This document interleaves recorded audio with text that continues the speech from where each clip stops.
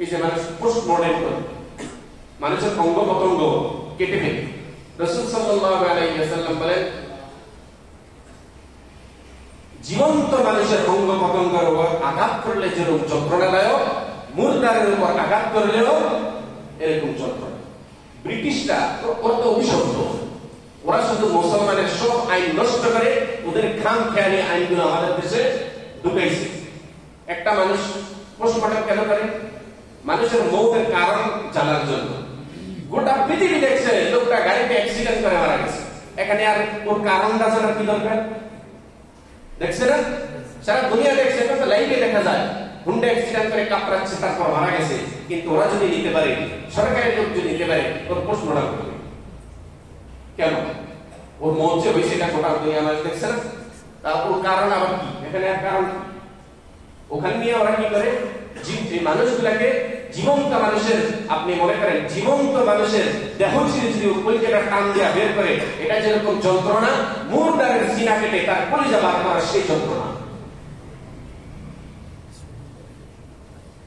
সুতরাং পোস্টমর্টম করা জায়েজ নেই।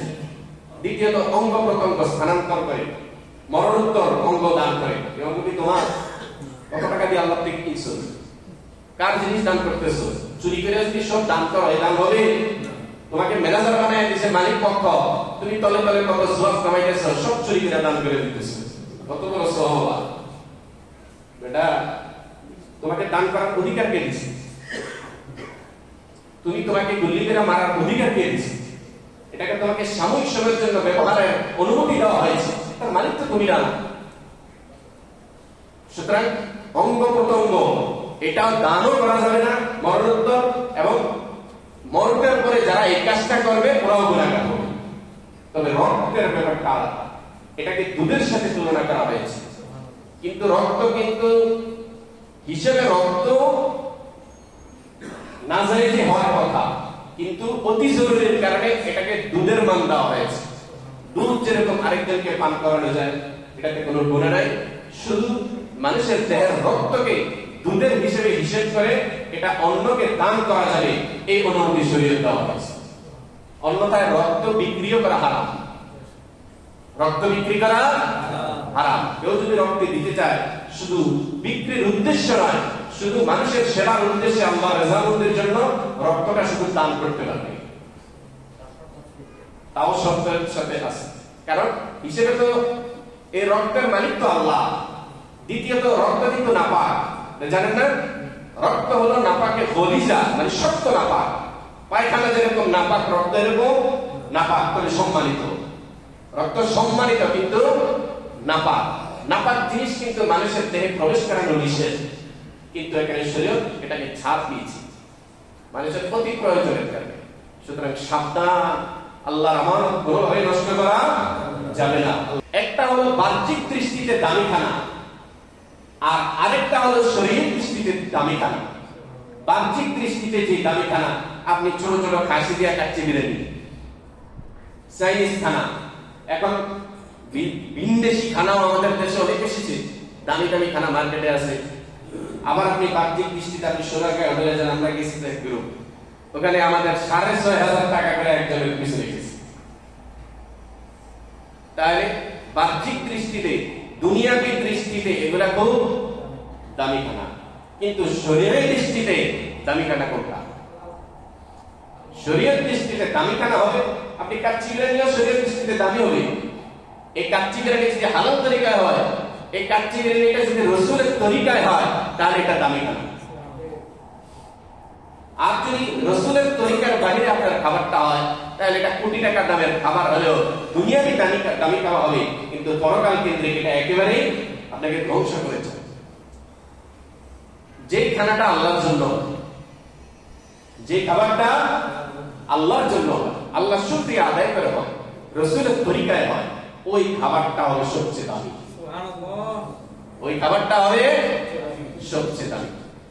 একজন আরেকজনকে খাওয়ায় না, আপনি মনে করেন ইমাম সাহেবকে খাওয়াইতেছি, মুয়াজ্জিনকে খাওয়াইতেছি, আব্দুল রাজ্জাককে খাওয়াইতেছি। কেন খাওয়াইতেছে? কেন খাওয়াচ্ছে? আল্লাহর ওয়াস্তে। কেন খাওয়াচ্ছে? আল্লাহর ওয়াস্তে। আমরা তো মনে করি আল্লাহর ওয়াস্তে মানে ইতিম গরিবের খানা। শব্দের অর্থটাই তো বুঝলাম না। আল্লাহর ওয়াস্তে মানে আল্লাহর খুশির জন্য। বলেন সুবহানাল্লাহ। কিসের জন্য?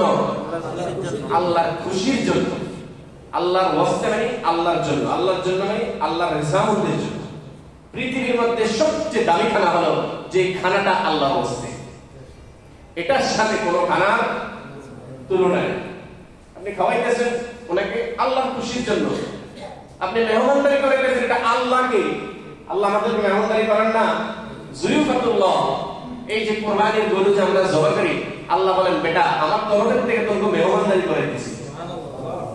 যুয়ুফুল্লাহ, আমরা আল্লাহর মেহমান। আপনি চাইতেন আল্লাহর মেহমান, আপনি এটা আল্লাহ রোগীকে দেখতে যাওয়া মানে আল্লাহ বলেন তোমরা তো আমাকে দেখতে এসেছো।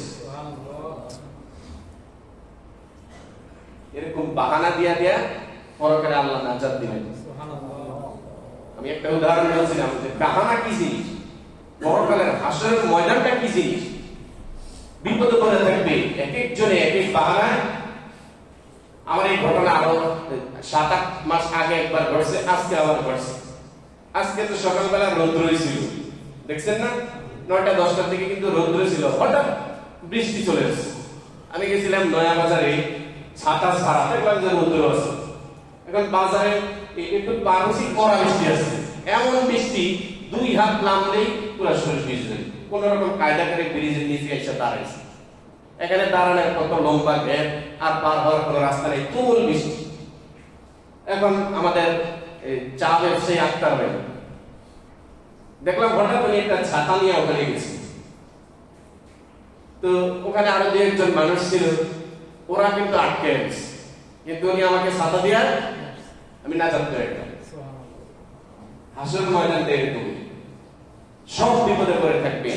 এক একজন আল্লাহওয়ালা একজনকে বিভিন্ন রকমের বাহানা দিয়া পার করে। আল্লাহর রাস্তে খাওয়ানো এটাকে অনেকে টিটকারি করে, অর্থ না বুঝে যে আল্লাহর রাস্তে খাইয়া বেটা মাদ্রাসা করে, কিন্তু তোমার জিন্দেগিতে তুমি যত মানুষকে খাওয়াইছো সবচেয়ে দামি এটাই খানা। আল্লাহর রাস্তে খাইয়া খাইয়া হাসরের ময়দানে দেখবা যে খানাগুলো আল্লাহর রাস্তে বলছো এগুলো আসলে আল্লাহর খুশির জন্যই খাওয়াইছে। আল্লাহর খুশির জন্য যারা খাওয়ায় ওদের হাসরের ময়দানে আটকা দিবে ইনশাআল্লাহ। আল্লাহ বলেন ইন্না আরাদনাল আমানাতা আলাস সামাওয়াতি ওয়াল মানুষ, আমি আল্লাহ তোমার কাছে হাত আমানত রাখছি। মানুষ, আমি আল্লাহ তোমার কাছে চক্ষু আমানত রাখছি। এই আমানত নষ্ট করার কোনো অধিকার আমি তোমাকে দেই নাই। তুমি তো আমার আমানত নষ্ট করতেছো।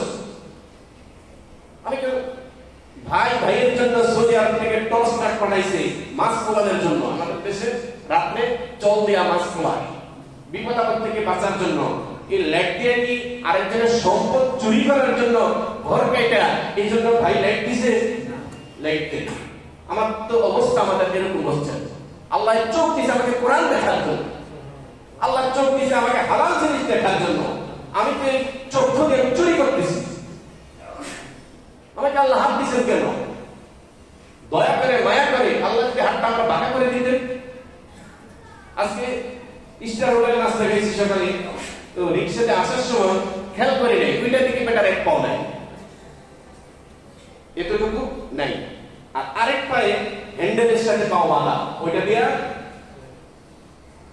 ও চালায় চালায় আমাদেরকে আনতেছে। তো ওর রিক্সা দিয়ে আমি কি করবো আরো স্টার ওখান থেকে পরে ওর ভাড়া টিকেছে 40 টাকা। যখন পায়ের অবস্থা দেখলাম তখন 60 টাকা দিলাম। তো মনে করেন ওর পা নেই, আমাকে তো আল্লাহ পা দিছে, আমি কি সত্যি আদায় করছি পা নেই। আমার যদি পাটা না থাকতো আমি কি করতে পারতাম? আল্লাহ বলেন ইন্না আরাদনাল আমানা, মানুষ কোরআন যেরকম আমি তোমার কাছে আমানত রাখছি, এই চোখ আমি তোমার কাছে আমানত রাখছি, এই দিমাগ আমি তোমার কাছে আমানত রাখছি, হাত তোমার কাছে আমানত রাখছি। তুমি আমার আমানত হেফাজত করছো কিনা বারবার চিন্তা করো, বারবার চিন্তা করো।